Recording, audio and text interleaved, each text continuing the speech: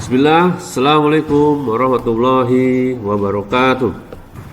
Alhamdulillah Rabbil Alamin, hamdan katsiran thayyiban barakan fi kama yuhibbu Rabbuna wa yarda.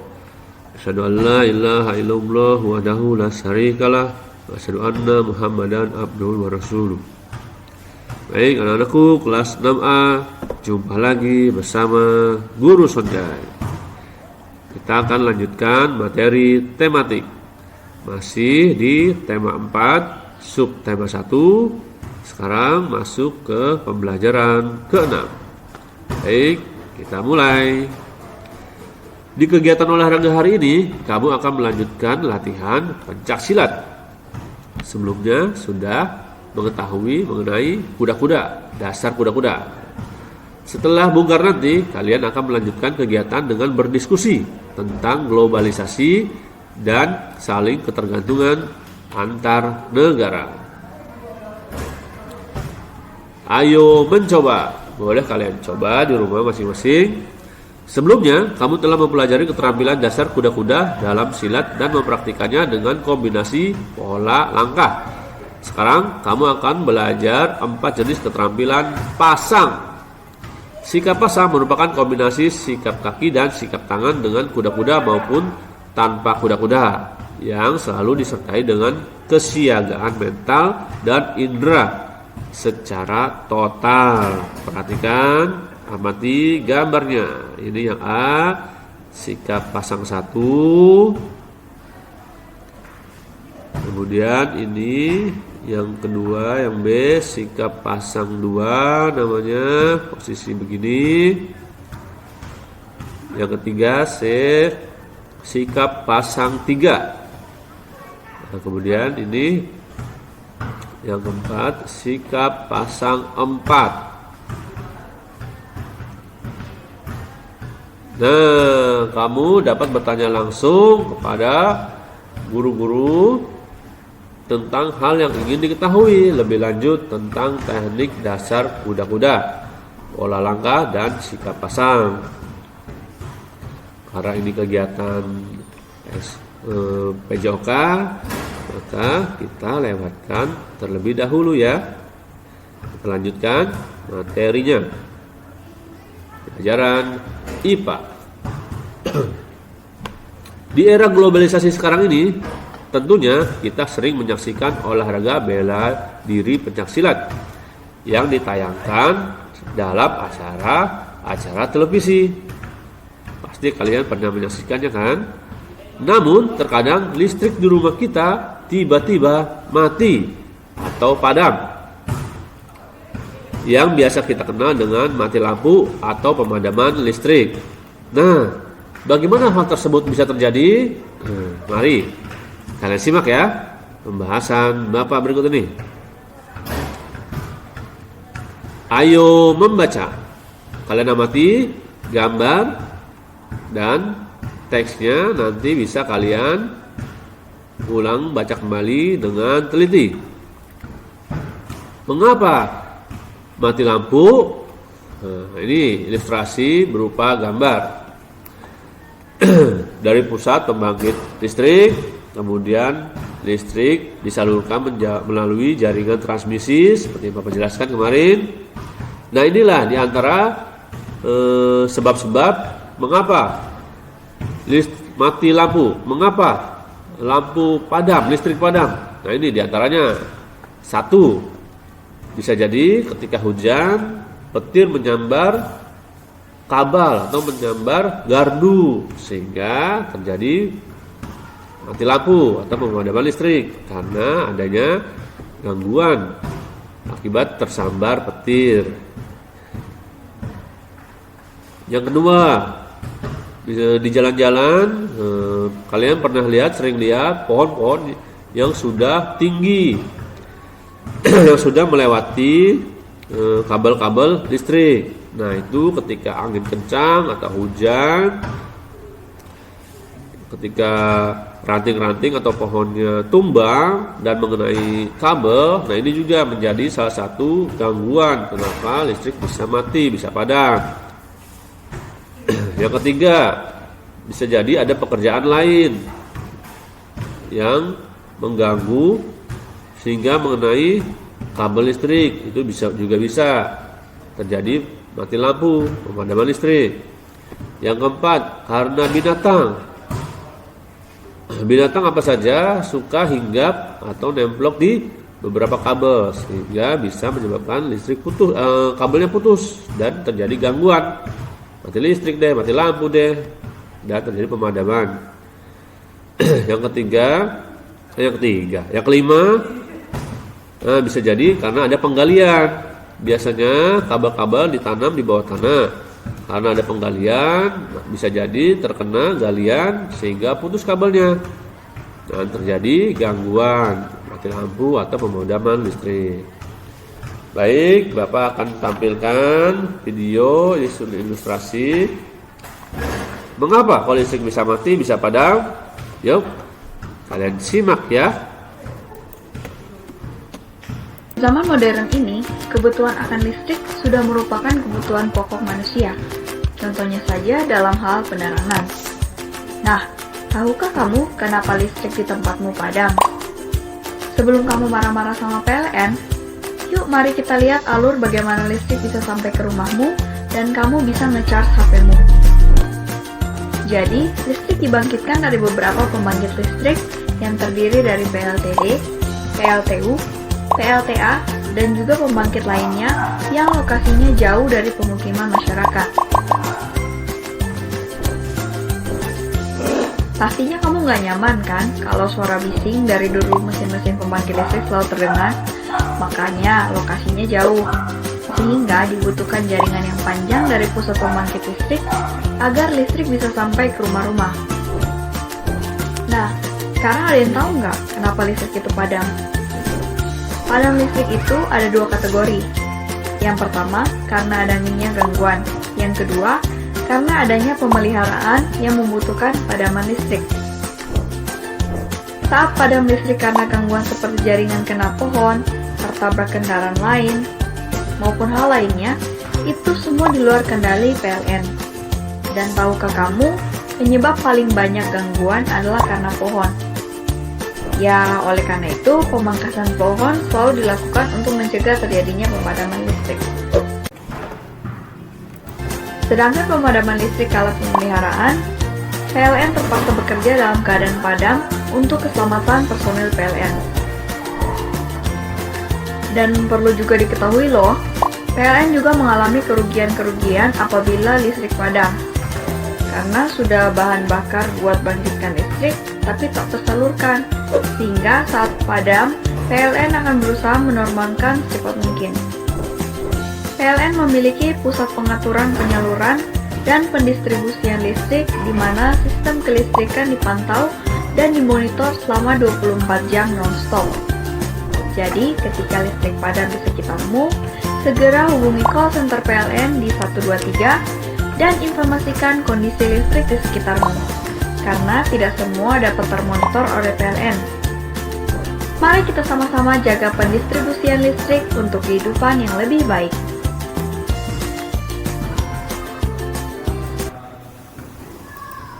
Ya, itu video penjelasan mengapa listrik di rumah kita bisa padam. Baik, kita lanjutkan materinya. Listrik memiliki peran penting di era globalisasi. Globalisasi terjadi karena perkembangan teknologi di berbagai bidang yang didukung oleh peran listrik sebagai sumber energi di dalamnya. Kehidupan warga dunia saat ini menjadi sangat dekat dengan listrik. Listrik menjadi bagian kehidupan dalam keseharian yang tidak terpisahkan. Sehingga saat arus listrik di rumah mendadak putus, mendadak padam, mati lampu, biasa kita sebut sebagai mati lampu, ya kan? Kejadian tersebut menjadi hal yang cukup mengganggu. Faktor apakah yang menyebabkan hal tersebut terjadi? Nah, kalian sudah nyimak tadi videonya, mungkin sudah mengerti. Nah, perusahaan listrik negara atau biasa kita sebut PLN sebagai perusahaan negara yang mengurus bidang kelistrikan, sesungguhnya juga tidak menyukai kejadian mati lampu apalagi padam dalam waktu yang cukup lama. Karena hal tersebut akan sangat mengganggu berjalannya proses pembangkit, transmisi, dan distribusi energi listrik. Nah, faktor-faktor penyebab mati lampu antara lain ketidaksiapan pembangkit, gangguan transmisi, atau gangguan distribusi. Faktor yang berpengaruh biasa dari luar dan dari dalam. Faktor luar yaitu gangguan alam seperti petir, pohon tumbang, dan hewan yang menyentuh jaringan atau galian yang menyebabkan kabel tanah rusak. Sedangkan faktor dalam terjadi pada gangguan komponen dan peralatan yang terpasang pada jaringan. Nah, biasanya ini nanti di maintenance, perawatan ya. Nah, kita sebagai warga masyarakat pengguna listrik tentunya dapat membantu untuk mencegah terjadinya faktor luar guna menghindari terjadinya mati lampu. Mari kita bersama-sama ikut menjaga keberadaan listrik di tengah kita. Ayo jawab pertanyaan berikut berdasarkan teks yang sudah kalian simak atau bisa baca kembali dengan teliti. Kemudian diskusikan bersama anggota keluargamu sehingga bisa menjawab jawaban yang lengkap dan tepat. 1. Apa topik atau gagasan utama bacaan di atas? Kedua, apa saja penyebab terputusnya aliran listrik dan dari stasiun pembangkit hingga ke rumah warga, ke rumah-rumah kita? Apa penyebabnya? Ketiga, bagaimana mencegah terjadinya mati lampu? Bagaimana? Nah, ini boleh kalian diskusikan dengan anggota keluarga kalian. Ya. Ayo menulis. Kalian diminta untuk menulis. Tuliskan informasi tersebut dalam bentuk gambar berseri. Nah, ini sudah masuk nih materi tentang gambar berseri. Seperti membuat komik, kalian membuat ilustrasi cerita dalam bentuk gambar. Nah, ini dia. Perhatikan pada halaman 47. Halaman 1 judulnya misalkan mati lampu. Nah, pernyataan umum apa nih pernyataan umumnya? Ini paragraf satunya. Boleh kalian gambar atau tulis keterangannya. Keterangannya sedikit aja, yang penting gambarnya memperlihatkan. Sedikit saja, simpel saja gambarnya. Mungkin gambar sedang di rumah, lampu menyala, kemudian plek mati. Nah, kenapa bisa mati? Nah, dijelaskan deh di paragraf kedua. Kenapa bisa mati? Nah, ternyata di luar pohon tumbang atau ada burung yang memutus kabel atau ada orang sang anak main layangan kena kabel, nah, konslet putus, jadi padam, jadi mati lampunya. Nah, kemudian paragraf keempat kalian buat kesimpulannya. Bagaimana tuh kesimpulannya? Kesimpulan mengapa listrik bisa padam saat itu. Ya, kamu dapat membuat ilustrasi gambar sesuai isi informasi pada setiap halamannya, begitu ya. Setelah selesai, difoto nanti gambarnya kirim ke Bapak. Ya, di era globalisasi ini tentu saja kita perlu memiliki sikap percaya diri. Meskipun kita tidak memiliki beragam benda elektronik. Nah, pastinya belum banyak yang memiliki HP. Tapi kita harus tetap sikap percaya diri. Masih bisa belajar. Nah, oke. Ini ada kisah dialog, kalian simak ya. Lani adalah siswa kelas 5 SD Nusantara. Misal ya, ia dikenal sebagai anak yang pintar dan rajin membaca. Ia juga rajin sekolah dan selalu menyelesaikan tugas sekolah tepat waktu. Nilai-nilai ulangannya selalu berada di atas rata-rata nilai teman-teman di kelas. Selain itu, ia juga sangat ramah, ceria, dan suka membantu teman-teman yang mengalami kesulitan saat mengerjakan tugas sekolah. Hingga pada suatu hari, Lani sedang memakan bekas sekolahnya di kantin sekolah. Benny datang mendekatinya. Benny berkata, "Lani, kuehmu tampak enak. Sini, aku mau kuehmu." Kemudian Lani bilang, "Ini setengah saja ya, karena aku lapar. Tadi pagi aku bangun kesiangan, jadi tidak sempat sarapan." Kemudian Benny bilang lagi, "Sini bagi. Pokoknya kamu harus berikan kuemu. Lihat tuh, baju seragamu sangat kumal, sepatumu juga sobek. Berikan kuemu." Wah, sikap seperti apa nih Benny? Ayo, apakah baik atau buruk sikap Benny? Lani tertegun mendengar perkataan Benny. Ia baru menyadari bahwa dirinya memang hanya seorang anak miskin penjajah kue keliling. Ayahnya pekerja serabutan yang tidak menentu penghasilannya. Lani memandangi sepatunya yang tampak mulai menganga, kebuka ya. Juga seragam sekolahnya yang tidak lagi terlihat warna aslinya. Nah, sejak hari itu Lani kemudian menjadi anak yang pemurung. Ia tampak selalu sedih dan tidak lagi bersemangat untuk pergi ke sekolah. Nah, setelah menyimak atau kalian baca ulang lagi dengan teliti, kalian bisa berdiskusi kembali. Ya, memang kalian sudah kelas 6, harus banyak berinteraksi dengan Pak Guru, Bu Guru, atau keluarga di rumah, teman-teman, dan berdiskusi.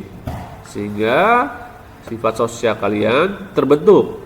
Nah, ini bagaimana?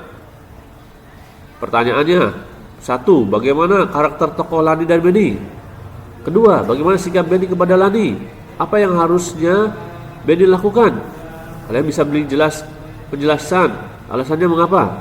Kemudian sikap Lani setelah Benny menghinanya, apa yang sebaiknya Lani lakukan? Jelaskan dan beri alasannya. Oke, kalian bisa berdiskusi, kemudian bisa sharing diskusi dengan Bapak juga.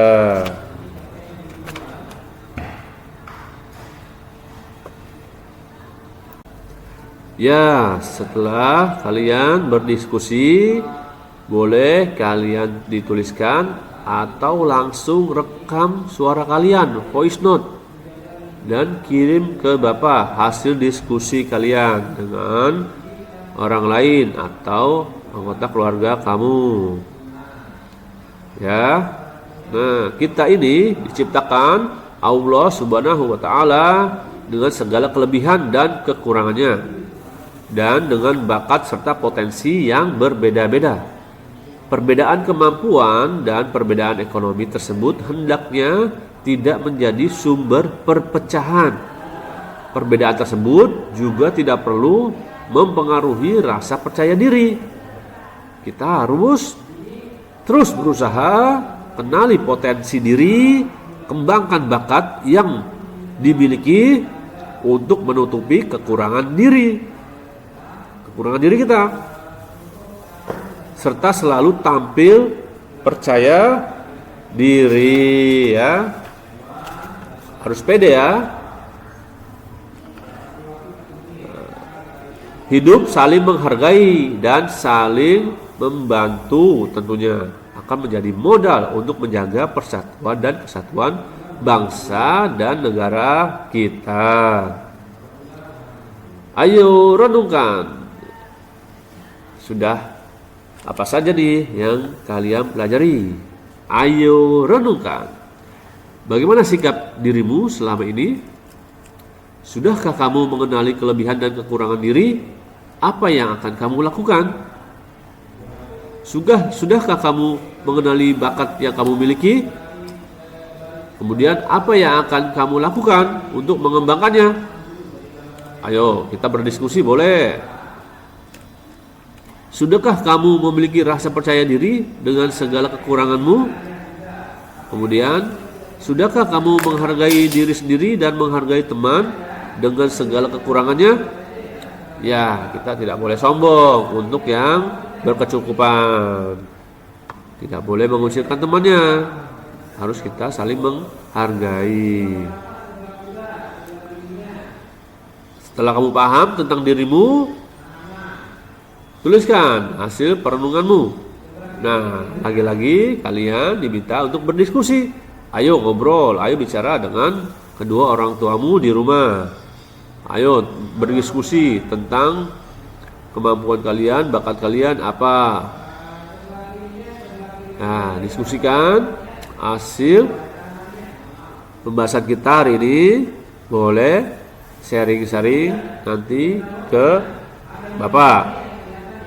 Ya, cukup sampai di sini dulu pembahasan kita tematik Bapak Guru Sonjai.